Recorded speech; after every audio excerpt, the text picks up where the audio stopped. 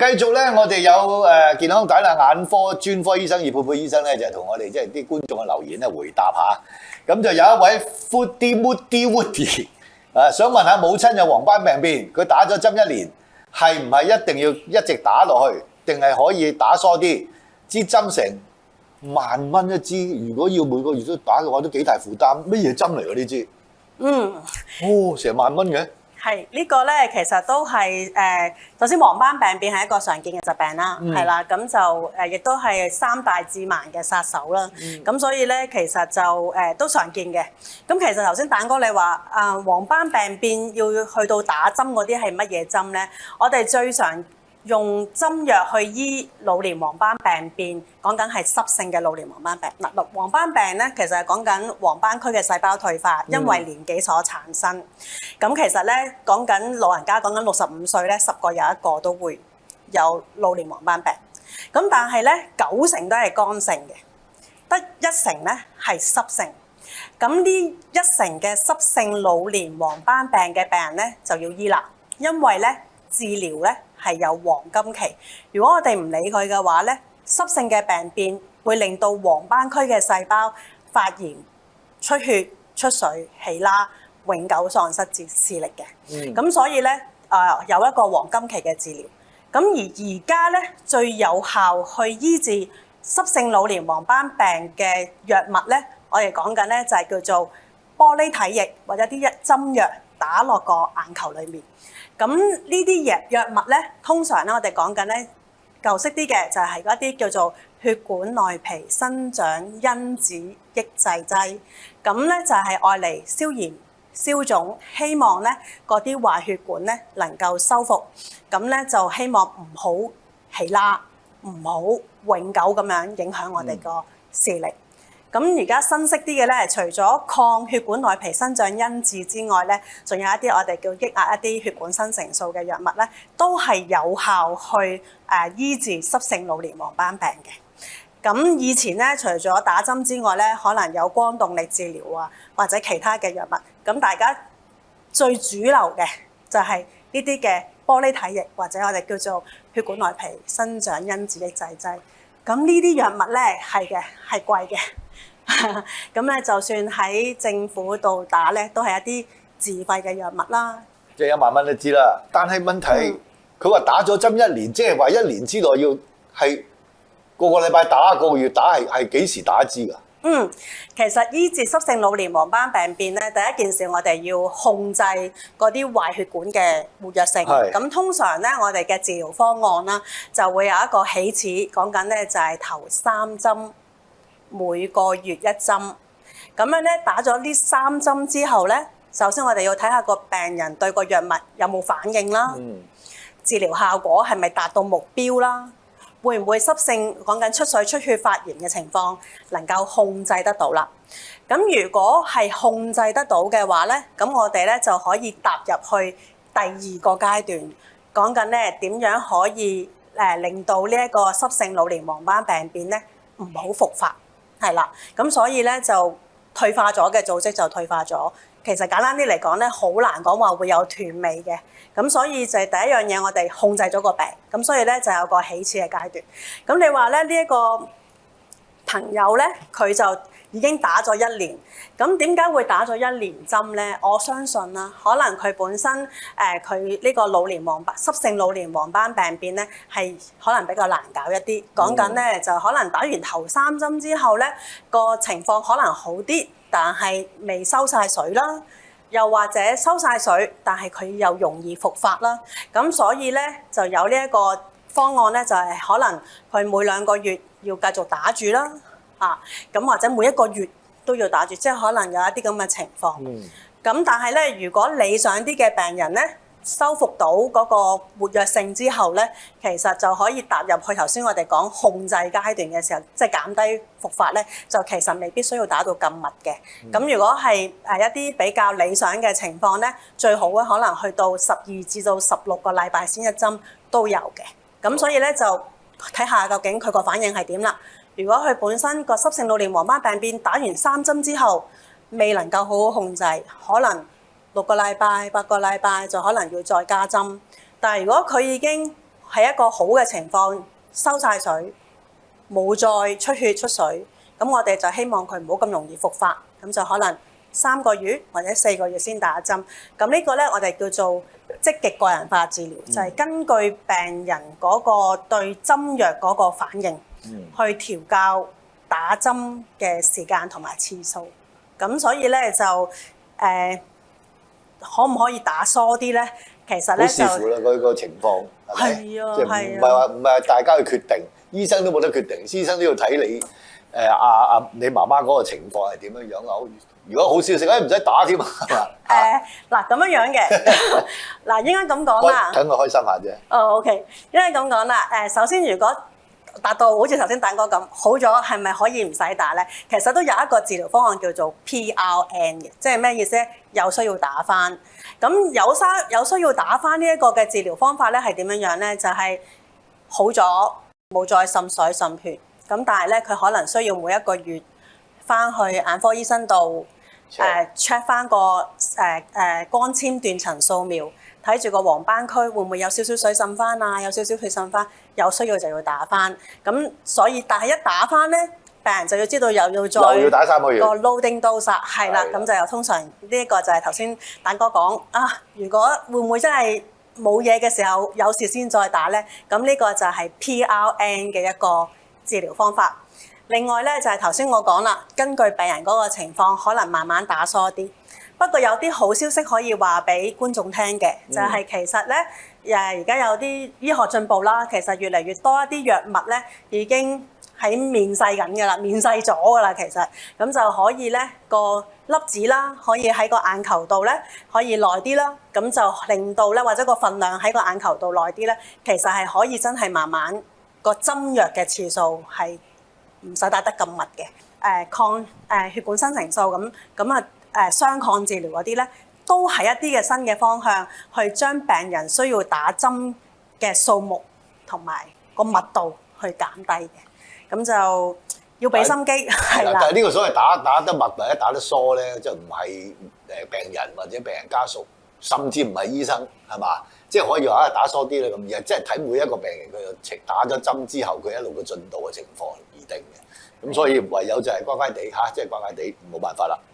因為我哋其實如果喺濕性老年黃斑病變咧，我哋最想嘅咧就係佢乾咗之後，能夠將佢喪失嘅視力，希望有一部分能夠逆轉得到，去到佢嘅最佳視力，然之後再繼續去維持翻佢。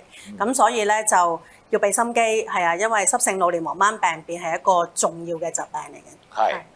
好，另外一位 Yan Ching Chu， 家人本身係高血壓、高血糖、高血壓，有定期 check 住眼，係咪已經足夠去監察住視力變化？會唔會有機會有其他眼疾？佢驚有眼中風的話，食少一啲高糖食物有冇幫助喎？咁樣咧，首先就高血糖、高血壓，即係我哋所講嘅血壓高啦，同埋糖尿啦，兩個病咧都係多方面影響身體，亦都係多方面影響眼睛嘅。我諗蛋哥都可能聽過糖尿會上眼啦，係啦。咁糖尿咧雖然會有機會視網膜病變、黃斑水腫，但係佢都會增加白內障、增加青光眼嘅機會。咁所以咧就糖尿上眼亦都可以多方面影響眼睛。同一樣血壓高都係，血壓高都可以上眼嘅，係啦。不過就少人講啲。咁因為咧有一啲病人如果佢血壓控制得唔好咧，視網膜嘅血管都可以硬化。如果佢個血壓係爆燈嘅話咧，亦都可以令到視網膜病變、血管滲漏、黃斑水腫、神經線盤水腫都可以嘅。咁所以咧，高血糖、高血壓係喺眼睛嚟講係一個緊要嘅情況，因為咧佢哋同白內障、青光眼有關係。同視網膜黃斑區亦都有關係，咁有糖尿同埋血壓咧，亦都會增加有青光眼嘅機會嘅。咁仲有咧就係頭先呢個朋友講嘅眼中風啦。糖尿眼或者血壓都係會增加眼中風嘅機會嘅。咁眼中風咧其實就比較一個簡單嘅 terms 啦。咁其實咧喺正式嚟講咧，眼中風咧其實有幾類嘅，可以直接令到個視神經缺啦，亦都可以令到動脈或者靜脈栓塞啦。咁所以呢啲大講緊呢個大 term 就叫眼中風，但係佢裡面仲有好多細嘅病。咁所以咧，其實如果有效去控制血糖同埋血壓咧，其實喺眼嚟講咧係多方面有好處嘅，係啦，尤其是係青光眼同眼中風呢啲情況。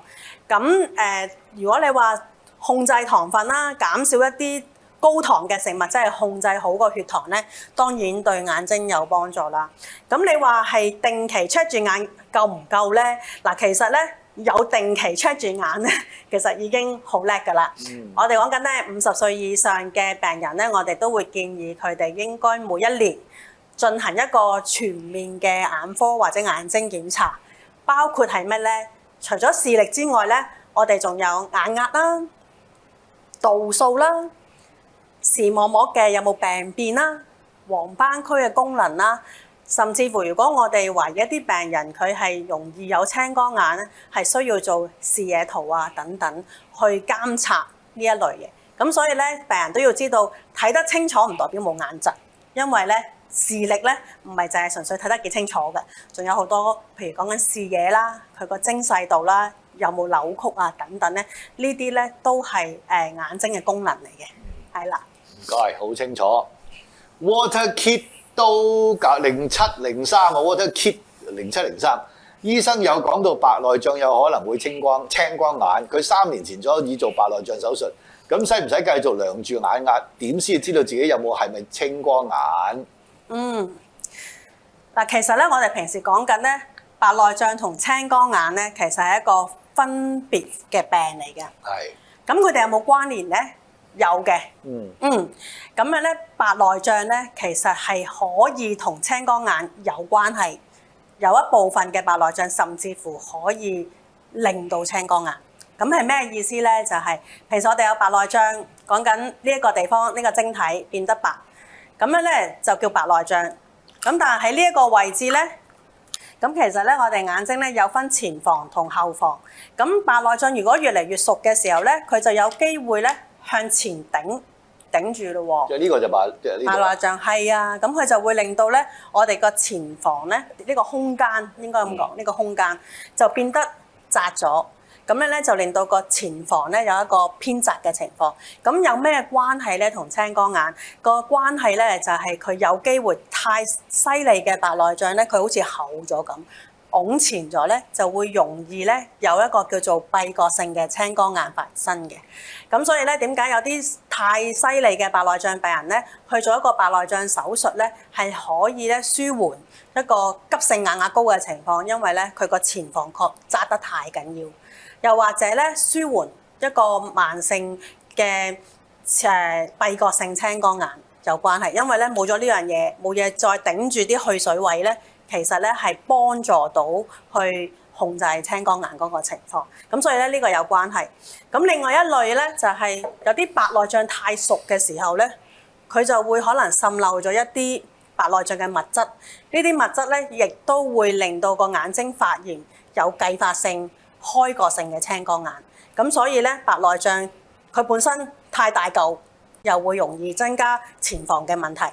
太熟滲漏咗一啲物質出嚟咧，亦都會令到有繼發性開角性嘅青光眼。咁所以咧白內障咧同青光眼係有啲關係嘅。咁但係咧冇白內障係咪就等於冇青光眼咧？就唔等於嘅，因為青光眼咧有原發性、繼發性，有好多原因嘅。白內障只不過係其中有關聯嘅嘢啫，咁所以咧呢一個朋友佢做咗白內障手術咧，就唔等於佢絕對冇青光眼嘅可能嘅，因為有一啲病人佢本身就算冇白內障都可以有青光眼一樣咁解。咁或者有一啲本身佢係生咗啲壞血管喺個虹膜度，有繼發性嘅青光眼，又未必同白內障有關。咁所以咧就唔關聯，但係唔係話冇咗一樣嘢就會等於冇青光眼。咁所以咧，我建議咧，如果想為眼睛嘅健康着想咧，除咗做咗手術之後，都要繼續監察住自己個眼睛狀況，定期去 check 翻個眼壓咧，其實係保障自己眼睛健康嘅。咁點樣先知道自己係冇青光眼咧？有冇啦嚇？點樣有冇咧？嗱，咁其實咧要知道青光眼係一個咩病？青光眼其實係一個視力嘅小偷，佢開頭嘅時候係冇病徵嘅，咁所以咧純粹靠病人自己去估自己有冇青光眼，其實我係眼科醫生我都估唔到嘅，原因咧係冇病徵嘅。咁但係點樣先知道咧？其實咧我哋要知道青光眼嘅意思就係一個視神經後面呢條視神經嘅一個病嚟嘅。即係呢條係啦，咁樣咧佢係隨着時間咧出現咗萎縮，功能上面視野收窄，窄到一個地步，殺埋去中間嘅位置，先至視力下降。咁所以俾人偷走晒啲嘢，都唔知，係啦。咁所以咧眼壓可以高，可以正常，都可以係青光眼嘅。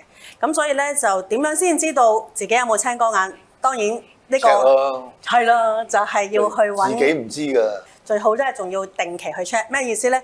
今日我冇青光眼，唔代表我5年之後冇。尤其是我哋有一啲病人係有高風險嘅因素，譬如年紀啦，佢有冇家族性歷史啦，係啦，譬如佢本身爹哋媽咪兄弟姊妹有青光眼嘅遺傳係好緊要啦，係啦。咁另外佢本身有冇係深近視啦，係啦，佢前房角係點啊？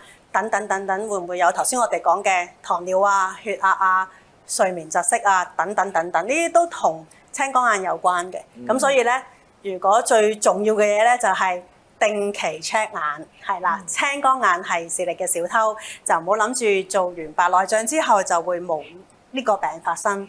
最緊要都係 check。定期嘅意思即係有好人好者都1年1次啊，係嘛？要視乎年紀啦。咁如果本身50歲以上嘅，就最好每年 check 一次啦。我通常都同病人講，如果你就算唔得閒唔緊要，但係最緊要就係你知道自己個底蘊先，check 咗一次先。如果係已經有好多問題嘅，醫生會話俾你聽，其實需要幾密去 check。但係如果醫生話俾你聽，真係 OK 喎，冇嘢喎，可能1年或者2年先 check 一次，咁就最穩陣，就唔好自己估啦。好，咁啊唔該晒啦，唔該晒葉醫生，好詳盡咁樣解釋咗俾我哋聽，青光眼啊、黃斑病啊咁樣啊。咁如果你仲有啲咩問題關於眼嘅咧，可以留言喺度啦，葉醫生有時間可以覆一覆大家啦。喜歡呢條片嘅咧，請同我分享出去，訂閱、撳鐘仔同埋我哋嘅 Apps。今日好唔該晒咧，就係我哋葉醫生，唔該晒。多謝大家。